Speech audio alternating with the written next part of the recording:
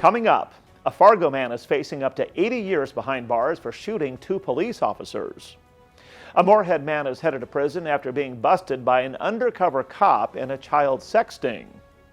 And auto dealers are fighting back, saying they're being forced to sell electric cars.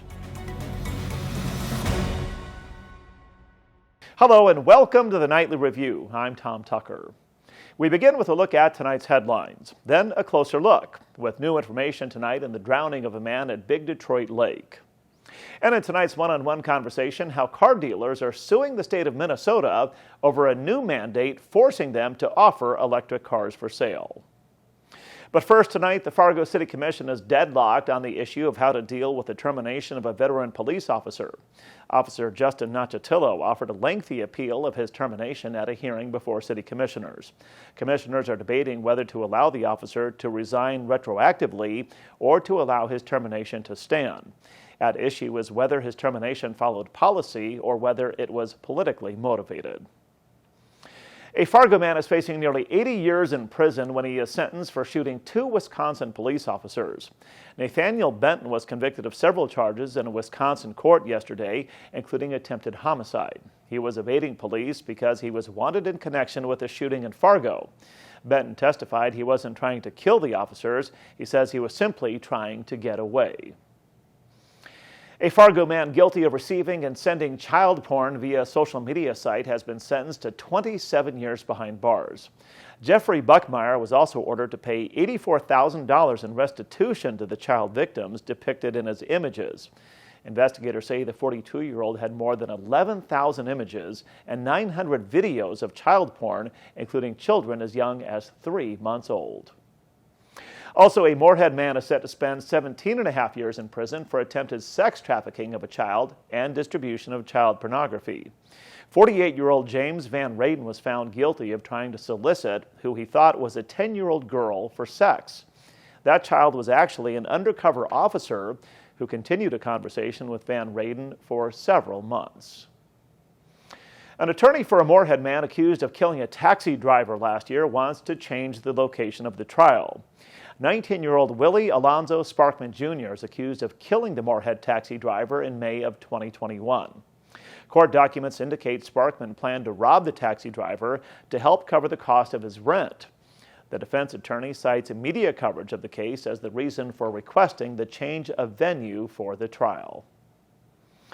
The Fargo Police Department is sharing its active shooter response plans with the Police Advisory and Oversight Board. The Citizen Committee asked questions about response scenarios following the recent mass shooting in Uvalde, Texas. The police department says officers would not wait to engage a suspect who may be harming innocent civilians. West Fargo firefighters were called out to a construction site just before noon today, just behind Costco, to put out a blaze, which caused a plume of thick black smoke to rise into the air. So what was actually on fire was a spray-on insulation truck, and they were applying a waterproofing product. It is a hazardous material, so we were able to knock the fire down. West Fargo Fire Chief Dan Fuller says the fire happened in the 300 block of 23rd Street East at a multi-story medical building under construction. The truck being used to spray the waterproofing agent sustained significant damage, while the building sustained minor damage. No injuries are reported, and there's no word yet on exactly what caused that blaze. Minnesota Republican gubernatorial candidate Scott Jensen called Governor Tim Walz soft on crime, while outlining his own plan to curb violence in the state. Jensen says he wants to designate carjacking as a state crime with minimum sentences. He also says he would use executive powers to deploy the state patrol in high crime areas and would enhance penalties for repeat violent criminals. The Minnesota Supreme Court is now reviewing a case on staffing within the Minneapolis Police Department. The lawsuit states the city did not employ the minimum 731 police officers during 2 years of political and social unrest following the 2020 murder of George Floyd. The suit is being brought by 8 residents of North Minneapolis and names Mayor Jacob Fry and the Minneapolis City Council as defendants. And Minnesota Housing is extending the application period for a program helping residents who are behind on mortgage payments. The Home Help MN program is now taking applications until August 17th. The project is providing a total of $109 million to homeowners who need help with mortgages because of circumstances related to COVID-19. In a closer look tonight, we're learning new information about how a Fergus Falls man drowned after jumping off a pontoon boat while on Big Detroit Lake Wednesday night. In this case, the individual jumped off and the pontoon ended up floating away because of the wind. That's something that I'm sure that, it happens so fast, and with the wind like that, it doesn't take long and you're far away from the boat or, from the watercraft. So again, just be mindful of your surroundings. Becker County Sheriff Todd Glander says the body of 20-year-old Jet Franson was found in 29 feet of water 3 hours after he first jumped in. The sheriff is offering reminders aimed at preventing similar tragedies. When you're out in the middle of the lake like that, a lot of times you don't know the depth if you don't have a depth finder or sonar. So it's very important that you know the lake, you know the depth before you jump in.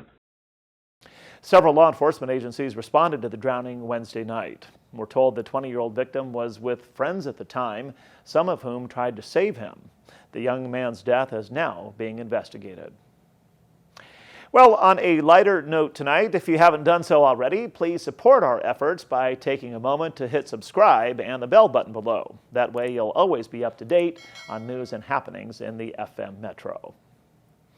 Weather-wise, things are starting to warm up a little bit. Let's check in now with meteorologist Justin Storm in the Skywatch Weather Center with a look at the weekend forecast. Thanks, Tom. As we head through tonight, we'll have scattered showers and thunder showers pushing across the area with low temperatures in the lower 60s. We'll see those showers exit our area by early Saturday morning, leaving the rest of the afternoon relatively dry, partly cloudy to partly sunny out there with highs near 80 and a little on the humid side. Wind will be out of the north around 10 to 20 for your Saturday afternoon. Better chance for some scattered showers and thunder showers will arrive overnight Saturday, then a slight chance for a few storms into the afternoon of Sunday with highs in the mid-80s. It will be humid with a little breeze out of the south around 10 to 20. A better chance for some storms again overnight into your Monday morning.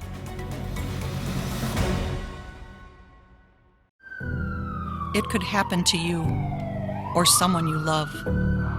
One moment, one diagnosis can change everything. Thankfully, there's a program that helps caring people uplift families through a crisis. Lend a Hand Up, raising financial help and hope through community benefits and online campaigns. A program that boosts generosity so gifts go further. Lend a Hand Up helps you help your neighbors. Learn more and give at lendahandup.org.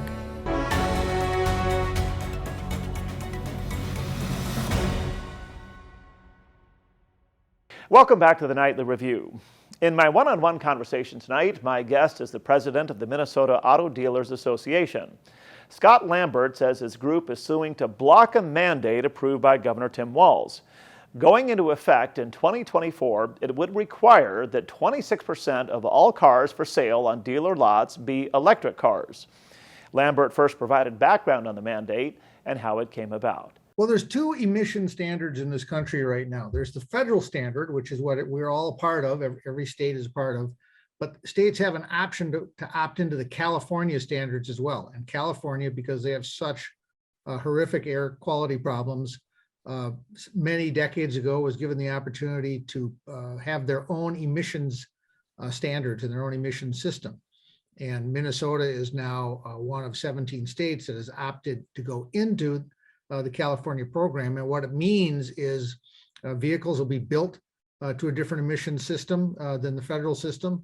And there's a mandate for electric vehicles. They don't really like hybrids in California. They want everybody to drive pure electric vehicles. So there's a mandated supply attached to this new program. If the mandate goes into effect in 2024, what will that mean for dealers? Well, what it means for dealers is that we'll end up with an excess supply of electric vehicles we can't sell. So the MPCA has ignored our business model, but the manufacturers don't sell these vehicles. We buy the vehicles. The dealers buy the vehicles from the manufacturers, and then we resell them to consumers. And the mandate tells manufacturers that they have to have a certain amount of vehicles, electric vehicles in these states and the standards are very, very tough. And once the manufacturers push these onto the dealers, and the dealers are forced to buy them from the manufacturers, they're done. The manufacturers don't have anything else that they have to do.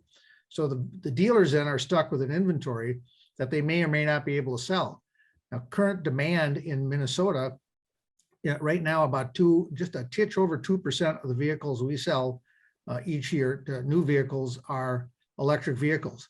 The mandate will require by 2025, for model year 2025, so by 2024, that 26% of the vehicles we sell have to be electric vehicles. But we're not going to get there. I mean, I'm just saying we're all in on electric vehicles. And I want to be clear about this. The dealers are all in on electric vehicles. They're making huge investments in their businesses to get ready to sell and service them. But the idea that we're going to go from 2% to 26% in 2 years is just simply not feasible. So it seems like this mandate would be mandating supply, but not mandating demand. Correct. And so they've got it backwards. Supply does not create demand. Demand creates demand. And we have implored the administration and Governor Walz to work with us. Let's talk about building out infrastructure. Let's talk about consumer incentives. Let's talk about ways to incent people to get into these electric vehicles. But they chose conflict over compromise, and they chose a mandate over incentives.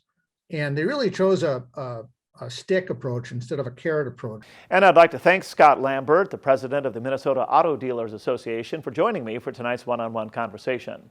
Lambert says the mandate will force auto dealers to sell cars with emission standards approved by the state of California, a state which has significant air quality issues, unlike Minnesota. Well, that will do it for this Friday night, June 10th, 2022. I'm Tom Tucker. Thanks for watching the Nightly Review.